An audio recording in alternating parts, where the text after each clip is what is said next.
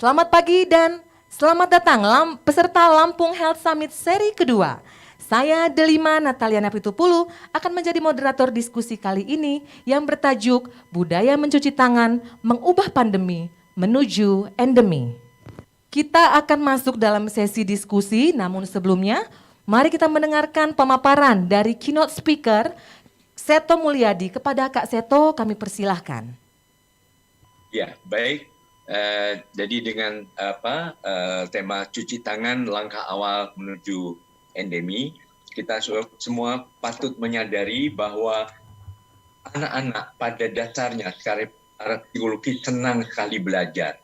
Dan pemahaman belajar itu luas, bukan hanya belajar secara akademik, apakah matematika, fisika, biologi, dan sebagainya, tapi juga belajar berteman, belajar mengembangkan kebiasaan baik, termasuk salah satunya juga cuci tangan. Kemudian anak juga senang bergerak, tidak bisa hanya diam, duduk manis terus-menerus, juga berteman, perlu bersosialisasi, mungkin juga ide-ide berpetualang, menghadapi tantangan, tapi juga nuansa bermain yang selalu merupakan bagian dari kebiasaan atau kegemaran anak-anak juga, dan anak-anak juga sangat kreatif alias senang mencipta. Dan mohon selalu diingat, dunia anak adalah dunia bermain. Suasana bermain gembira seperti ini itu merangsang berbagai aspek perkembangan anak, apakah perkembangan psikomotorik, perkembangan psikososial, emosional, moral, nilai-nilai kebersihan, kecerdasan, kreativitas, dan sebagainya. Jadi manakala kita ingin mengajak anak rajin cuci tangan, harus juga melalui nuansa bermain gembira. Dan belajar yang efektif pada anak itu harus dipadukan juga ada unsur hiburan, sesuatu yang menyenangkan, permainan, mungkin juga nuansa warna-warni sehingga mudah ditangkap, mencerahkan, selalu berpikir positif, kemudian juga badan anak juga segar karena mungkin ada gerakan-gerakan sehingga otomatis emosi juga sehat. Kita semua bisa belajar menjadi orang tua atau guru yang efektif sahabat anak. Prinsip mendidik anak atau prinsip pendidikan, contoh keteladanan, dan tetap suasana bimbingan yang penuh dengan kasih sayang. Untuk itu, dalam rangka Hari Cuci Tangan Sedunia, marilah kita perkenalkan kebiasaan cuci tangan terus sampai terbawa, sampai nanti, karena dengan ini salah satu upaya juga untuk membuat pandemi ini menjadi endemi dan kemudian tidak akan mengganggu berbagai aktivitas anak-anak, dengan prinsip stop kekerasan dalam dunia pendidikan. Bukan zamannya lagi mendidik anak dengan cara kekerasan, karena impian anak adalah rumah yang ramah anak, sekolah yang ramah anak, lingkungan yang ramah anak, mungkin juga Provinsi Lampung yang layak anak, menuju ke idola Indonesia yang layak anak pada tahun 2030 yang akan datang. Terima kasih Kak Seto atas pemaparannya. Sepertinya pagi ini sangat segar dengan lagu-lagu, dengan syair-syair dari Kak Seto.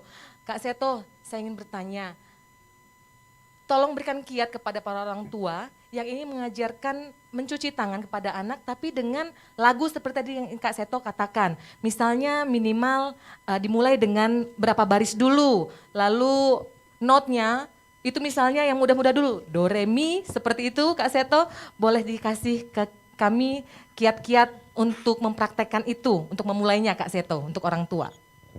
Iya, intinya adalah buatlah, tidak usah terlalu kaku, mungkin sebagai penyanyi profesional, tetapi nadanya ini jangan datar. Misalnya kalau misalnya, ayo mandi, jangan dengan bentak begitu kalau mengajak mandi. Ayo kita mandi, atau ayo cuci tangan, mungkin ayo cuci tangan, tetap dengan senyum. Nah, bagaimana misalnya? Jadi kuncinya sebetulnya mohon para orang tua mengambil gelar S3, yaitu sangat sabar sekali. Atau S5, sangat sabar sekali, selalu senyum. Seperti Bapak Dr. Kadafi juga tampak selalu senyum, anak-anak akan sejuk berada di sekitar ayah bunda yang juga penuh dengan kekuatan senyuman ini. Mungkin demikian yang bisa kami aturkan.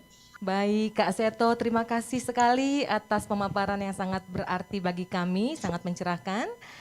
Kami akan masuk dalam sesi diskusi. Yang pertama saya akan bertanya kepada Bunda PAUD. Bunda Riana. Bunda, 15 Oktober adalah hari peringatan mencuci tangan sedunia. Menurut Bunda sendiri, apa makna mencuci tangan sedunia? Silahkan Bunda. Iya, terima kasih. Jadi Hari Cuci Tangan Sedunia yang kita peringati ya setiap tanggal 15 Oktober ini sejak 2008 yang lalu ya, 2008 yang lalu. Ini merupakan kampanye global yang dicanangkan oleh PBB dan beberapa organisasi lainnya untuk menggalakkan perilaku mencuci tangan oleh masyarakat sebagai upaya untuk menurunkan tingkat kematian balita dan pencegahan terhadap penyakit yang dapat berdampak terhadap penurunan kualitas hidup manusia begitu. Nah, awalnya tujuan dari kampanye ini adalah untuk menurunkan angka kematian anak balita akibat diare dan pneumonia di seluruh dunia yang pada waktu itu cukup tinggi begitu.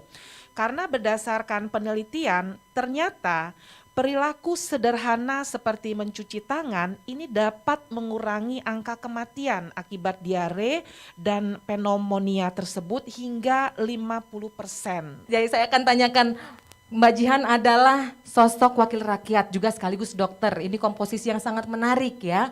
Bagaimana Mbak Jihan melihat pentingnya mencuci tangan sedunia ini betul-betul dilaksanakan terutama untuk di Lampung, Mbak Jihan? Baik. Atas pertanyaan Mbak Delima itu sangat menarik ya. Memang tadi sudah disampaikan oleh Bunda PAUD kita, cuci tangan itu hal yang sangat perilaku yang sangat sederhana tetapi dampaknya luar biasa bagi kesehatan manusia. Untuk itu menurut saya peringatan Hari Cuci Tangan Sedunia ini hal yang sangat penting gitu. Sepenting itu kalau kata anak muda, sepenting itu. Jadi kenapa? Karena mulai dari cuci tangan, dari tangan ini kita ini adalah walaupun secara tidak langsung menjadi port the entry atau tempat jalur masuknya penyakit. Apalagi terutama penyakit-penyakit infeksi yang diakibatkan mikroorganisme, baik itu bakteri, virus, ataupun jamur ya. Karena secara tidak langsung kebanyakan penyakit menular itu dimulai dari tangan. Karena tangan kita adalah organ tubuh yang cukup tinggi mobilitasnya, selain dari kaki ya tentunya tangan ini memegang apapun itu, jadi sehingga kalau kita tidak rajin-rajin mencuci tangan itu bisa menyebabkan infeksi, sehingga ini adalah kegiatan yang sangat penting apalagi di tengah pandemi ini. Kan Mbak Natalia tadi juga sudah bilang menurut survei juga trennya hanya meningkat sedikit dari sebelum pandemi, dan saya baca dari Badan Pusat Statistik pun survei di awal pandemi memang trennya ini pernah meningkat cukup signifikan, tetapi pada saat akhir tahun di bulan Oktober 2020 yang lalu trennya itu menurun sekitar 5% dari yang awal pandemi. Para narasumber dan seluruh peserta, kita harus jeda sejenak. Kami akan kembali setelah yang satu ini.